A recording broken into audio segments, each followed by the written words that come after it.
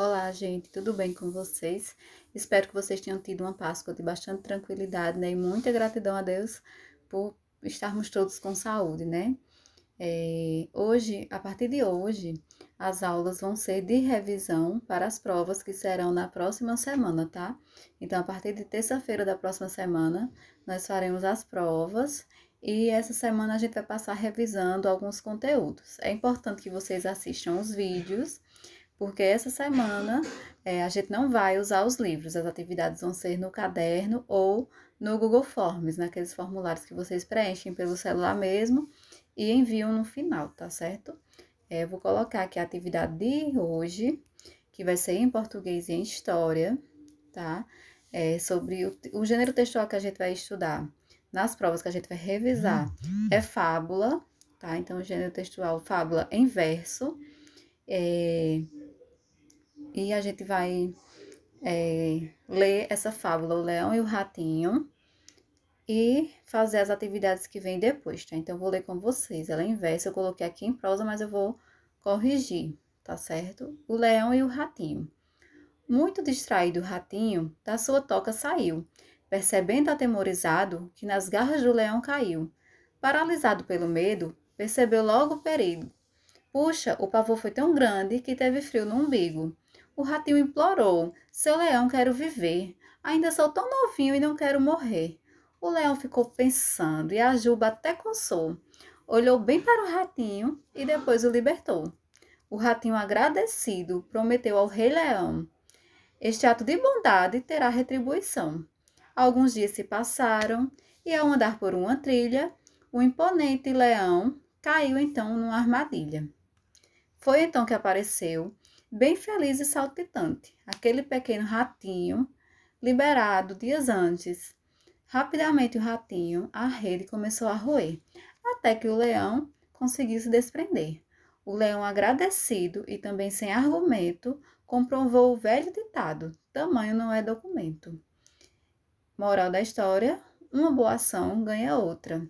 Então, o ratinho, primeiro ele foi ajudado pelo leão e disse ao leão que um dia ia ajudar ele de volta. O leão não acreditou muito, até que precisou, né, ser socorrido pelo ratinho quando ele caiu numa teia. Então, uma boa ação ganha outra. Quando a gente faz o bem para o próximo também pode fazer o bem para a gente, né? Essa fábula, ela foi reescrita ou revisitada por Ana Paula Cruz. E depois que vocês lerem ela, tem essas duas questões aqui. Essas duas questões, A1 e A2, para a gente fazer. A1 está perguntando quantos versos e quantas estrofes tem nessa fábula que foi lida. A gente vai lembrar o quê? Que os versos são todas as linhas que compõem a fábula. Cada linha é um verso, então vocês vão contar quantos versos tem. E estrofes, vocês vão lembrar também que são esse conjuntinho. Cada conjuntinho desse forma uma estrofe. Nesse caso dessa fábula, a cada 4 versos formam uma estrofe. Então, vocês vão contar para ver quantas estrofes tem ao final, tá certo? Na número 2, vocês vão gravar um áudio ou um vídeo lendo a fábula para mim, para eu ver como tá a leitura de vocês. Tia, eu não sei ler.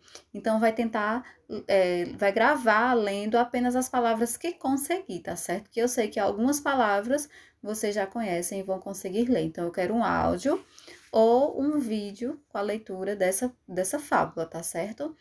Primeiro, vamos só ver, identificar os versos, as estrofes, pode colocar os números do lado das linhas, circular as estrofes para contar quantas tem e responder na número 1. Na número 2, vocês vão gravar um vídeo para mim ou um áudio lendo a fábula. Lembrar de mandar as atividades no privado, tá certo? Na revisão de história, são 3 questões. Primeiro, vocês vão ler essa frase abaixo e responder as questões a seguir. A frase que vocês vão ler é essa daqui. As migrações deixam suas marcas. Quem muda de cidade leva um pouco de si na bagagem. O jeito de falar e de se vestir, gostos culinários e musicais. E se retorna, não é mais o mesmo. Traz de volta um pouco do lugar onde viveu. Então, essa atividade na questão 1 é para a gente lembrar sobre as migrações, ou seja, o movimento das pessoas, quando as pessoas saem de um lugar para outro, podem mudar de cidade, de município, de estado, de país, tá certo? Então, são as migrações. E embaixo dessa frasezinha tem uma pergunta. Na sua opinião, o que leva as pessoas a procurar outros países, estados ou cidades para viver? Por que será que essas pessoas vão morar em outros lugares? Então, a gente vai pensar um pouquinho naquele texto que a gente leu no livro de história sobre as migrações humanas, tá certo? Na questão número 2, tem falando um pouco sobre os meios de comunicação e a sua utilidade no dia a dia. Então, tem a número 2 e tem uma pergunta. Sobre os meios de comunicação e sua utilidade no dia a dia, responda.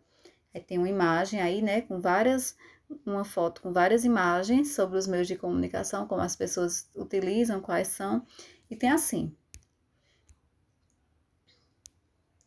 a comunicação entre as pessoas está cada dia mais rápida. Até parece que o mundo está diminuindo. De que maneira esses meios de comunicação estão encurtando as distâncias?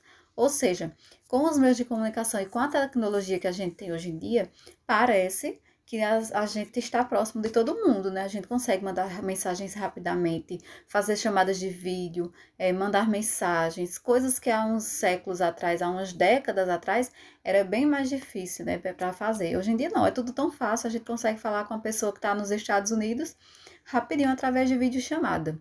Então, tem assim, de que maneira esses meios de comunicação estão encurtando as distâncias? Aí tem duas opções abaixo para vocês marcarem. Se vocês acharem que as duas estão corretas, marquem as duas. Se vocês acharem que apenas uma está correta, marca apenas uma. Então, é assim, ajudando as pessoas a se comunicar mesmo distantes, por exemplo, professores e alunos na pandemia, e a segunda opção, ajudando as lojas e comércios a cumprirem o distanciamento social, vendendo online.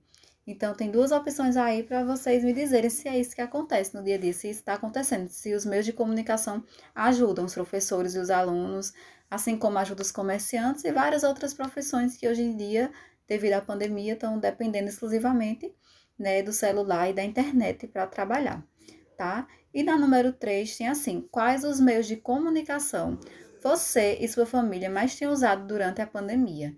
Então, vocês vão escrever aí quais são os meios de comunicação que vocês mais têm usado durante a pandemia, tá?